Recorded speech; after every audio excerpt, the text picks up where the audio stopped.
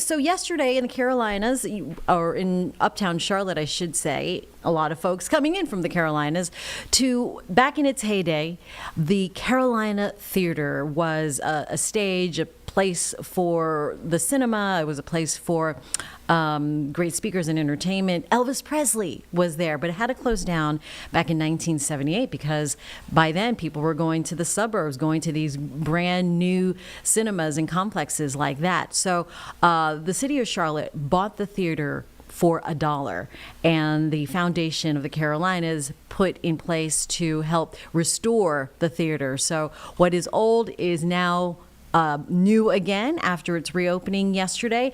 I had the privilege to interview the executive director there, Sean Seifert. He's been in place for 3 years in this position, trying to get this up and running again. It took him 7 years to open the theater, and now that it's open, it's going to have some really great performances and speakers and a different place for speakers and great thinkers and entertainers to come. Anyway, here's that interview pretty much in its entirety and some of the little nuances of the theater that we don't know about. Here he is on Live Impact News on WCNC+. It opened in 1927, closed in 1978, so it's been dormant until we started construction in 2018. So that was 40 years being closed, and then of course we have had 7 years of construction. So why the fight to keep this space open and do all the work in order to save and restore this space? As you know, even in Charlotte, we tear down everything that's old and we build new. And this is one of those last remaining pieces that's actually pretty exquisite to save, and it really makes it an amazing space. And it also is the community's theater, so it's a space to really reach out and bring the community into the space. Speaking of everything's being torn down, what does this place offer the Charlotte community, and why should people come down here with everything that's going up that's new about this space? Speak to the significance of this space and saving it. Well, it's a sense of history first. You get to see some history, which you don't normally see, but you get to experience some really neat programming that's going to be coming down the road. You know, not only community programming and community engagement pieces, talking about things we may not all want to talk about, but we can all gather and talk about it, to some of the latest, greatest entertainment like comedians and concerts and all that sort of thing. We can do all of that. And it's really just a unique space. With the amount of technology we have in here, even though it's an old theater, we are state of the art in so many ways, and we promise to have an experience that'll blow your socks off. Really talked about paying attention to the details and how that is one of the challenges. Well, I mean, I know the facade downstairs was saved or preserved, and that's incorporated into the lobby. Right. What are some of the other artifacts or little nuances about this space that's been preserved? Well, a lot of it is, like a lot of the plaster work you see now that's painted gold and painted up real nice, a lot of that didn't exist. Believe it or not. A lot of it was torn down. So behind me you've got railings and balusters. That was one thing that was still here. Most of the other things weren't here. They were either torn down or removed at some point in time over the years. So a lot of it didn't exist, and we used old photographs and some artisans to kind of recreate what was here. And so what were the challenges then into trying to restore something like that? Well, when you have a building that's closed in '78, it was closed for 40 years, you had a leaky roof, no heating and no cooling, you have plaster in here. Then you run into lead paint and asbestos. You know, so you have those things you're dealing with, and you have to clean all that up, and then you have to start the restoration process. Well, then you started getting, we looked at, here's a wall that looks pretty good.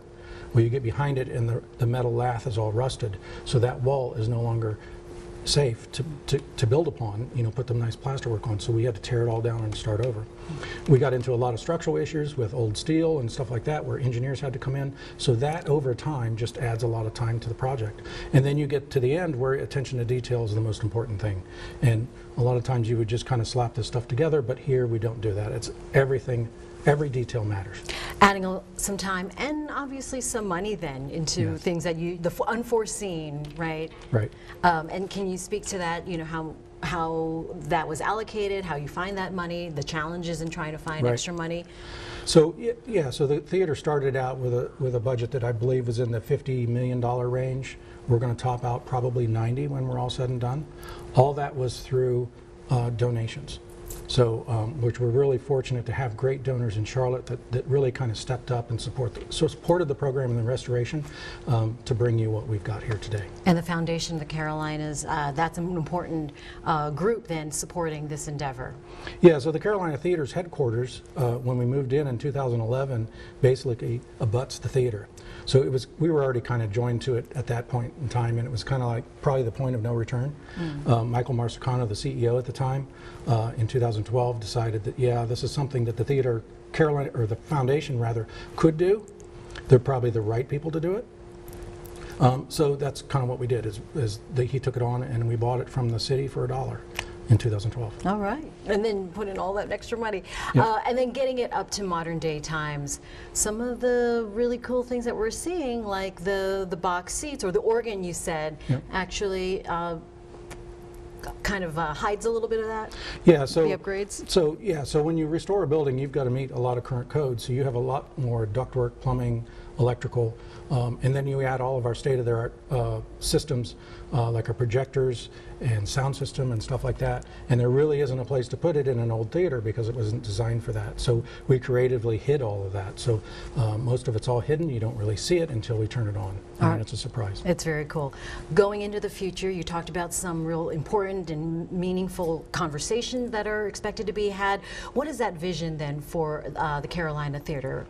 Well, the Carolina Theater is really the community's theater, and that's one thing that the foundation wanted to make sure of, that we created a space so that we can all get together. Maybe we talk about things we don't want to talk about, and maybe it's just to get together and have a great time. But it's for everybody. It's not for a particular group of people. It's for everybody to come in and enjoy the space.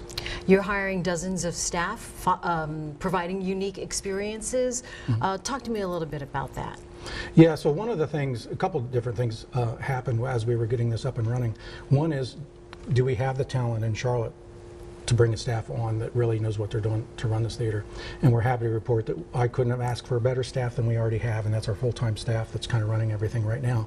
And then we have a huge need for volunteers, ushers and that sort of thing. And then we have a huge need for part-time people. So we got bartenders and concession stand people and various other positions like that. And those are all key to our overall success of the organization, and we're looking for great people for that. And I think once you get here and you see the space, and then you might be able to even get to see a couple of cool shows, it really makes it worthwhile. I'm sure you're biased, but think it's been worth the effort? Oh, for sure. I mean, especially, again, in Charlotte, we tear everything down that's old. And to have a place that you can come to that is historic, that's been restored, that feels contemporary yet, and then allows you to really enjoy yourself and have great conversations, it's priceless. All right.